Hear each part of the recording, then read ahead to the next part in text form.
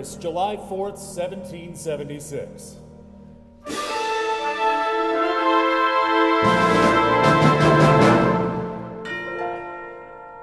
The unanimous declaration of the 13 United States of America.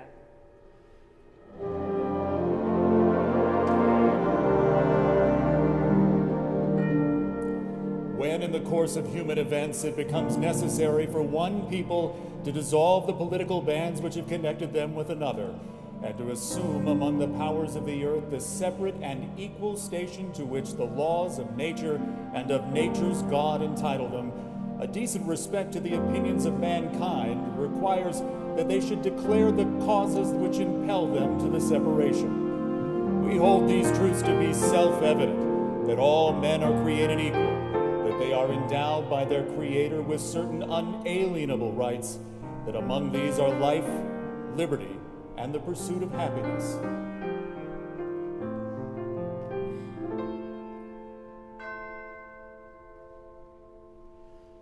That to secure these rights, governments are instituted among men, deriving their just powers from the consent of the governed. That whenever any form of government becomes destructive of these ends, it is the right of the people to alter or to abolish it, and to institute new government, laying its foundation on such principles and organizing its powers in such form as to them shall seem most likely to affect their safety and happiness. Prudence indeed will dictate that governments long established should not be changed for light and transient causes, and accordingly, all experience hath shown that mankind are more disposed to suffer while evils are sufferable than to right themselves by abolishing the forms to which they are accustomed. But when a long train of abuses and usurpations pursuing invariably the same object evinces a design to reduce them under absolute despotism, it is their right, it is their duty to throw off such government and provide new guards for their future security. Such has been the patient sufferance of these colonies, and such is now the necessity which constrains them to alter their former systems of government. The history of the present King of Great Britain is a history of repeated injuries and usurpations, all having in direct object the establishment of an absolute tyranny over these states. To prove this, let facts be submitted to a candid world. He has refused his assent to laws the most wholesome and necessary for the public good. He has forbidden his governors to pass laws of immediate and pressing importance unless suspended in their operation till his assent should be obtained. And when so suspended, he has utterly neglected to attend to them. He has refused to pass other laws for the accommodation of large districts of people, unless those people would relinquish the right of representation in the legislature, a right inestimable to them and formidable tyrants only. He has called together legislative bodies at places unusual, uncomfortable, and distant from the depository of their public records, for the sole purpose of fatiguing them into compliance with his measures. He has dissolved representative houses repeatedly for opposing with manly firmness his invasions on the rights of the people. He has refused for a long time after such dissolutions to cause others to be elected, whereby the legislative powers, incapable of annihilation, have returned to the people at large for their exercise, the state remaining in the meantime exposed to all the dangers of invasion from without and convulsions within.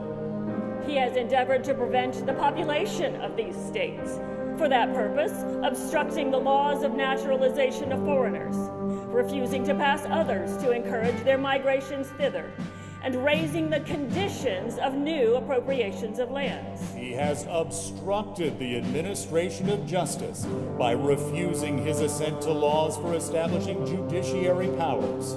He has made judges dependent on his will alone for the tenure of their offices and the amount and payment of their salaries. He has erected a multitude of new offices and sent hither swarms of officers to harass our people and eat out their substance. He has kept among us in times of peace standing armies without the consent of our legislatures. He has effected to render the military independent of and superior to the civil power. He has combined with others to subject us to a jurisdiction foreign to our Constitution and unacknowledged by our laws, giving his assent to their acts of pretended legislation, for quartering large bodies of armed troops among us, for protecting them by mock trial from punishment for any murders which they should commit on the habitants of these states, for cutting off our trade with all parts of the world, for imposing taxes on us without our consent, for depriving us in many cases of the benefits of trial by jury, for transporting us beyond seas to be tried for pretended offenses, for abolishing the free system of English laws in a neighboring province, establishing therein an arbitrary government and enlarging its boundaries so as to render it at once an example and fit instrument for introducing the same absolute rule into these colonies, for taking away our charters, abolishing our most valuable laws, and altering fundamentally the forms of our governments, for suspending our own legislatures and declaring themselves invested with power to legislate for us in all cases whatsoever. He has abdicated government here by declaring us out of his protection and waging war against us. He has plundered our seas, ravaged our coasts, burnt our towns, and destroyed the lives of our people. He is, at this time, transporting large armies of foreign mercenaries to complete the works of death, desolation, and tyranny, already begun with circumstances of cruelty and perfidy, scarcely paralleled in the most barbarous ages, and totally unworthy the head of a civilized nation. He has constrained our fellow citizens taken captive on the high seas to bear arms against their country, to become the executioners of their friends and brethren, or to fall themselves by their hands. He has excited domestic insurrections amongst us, and has endeavored to bring on the inhabitants of our frontiers the merciless Indian savages whose known rule of warfare is an undistinguished destruction of all ages, sexes, and conditions. In every stage of these oppressions, we have petitioned for redress in the most humble terms. Our repeated petitions have been answered only by repeated injury. A prince whose character is thus marked by every act which may divine a tyrant is unfit to be the ruler of a free people. Nor have we been wanting in attentions to our British brethren. We have warned them from time to time of attempts by their legislature to extend an unwarrantable jurisdiction over us.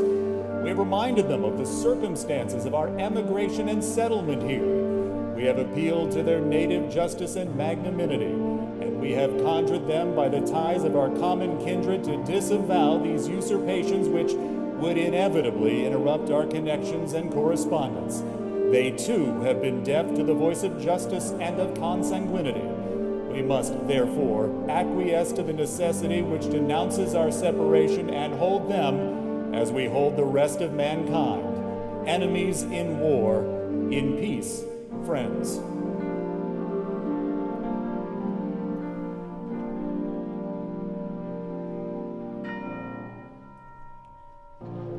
We, therefore, the representatives of the United States of America, in General Congress assembled, appealing to the Supreme Judge of the world for the rectitude of our intentions, do, in the name and by authority of the good people of these colonies, solemnly publish and declare that these united colonies are, and of right ought to be, free and independent states, that they are absolved from all allegiance to the British Crown, and that all political connection between them and the state of Great Britain is and ought to be totally dissolved.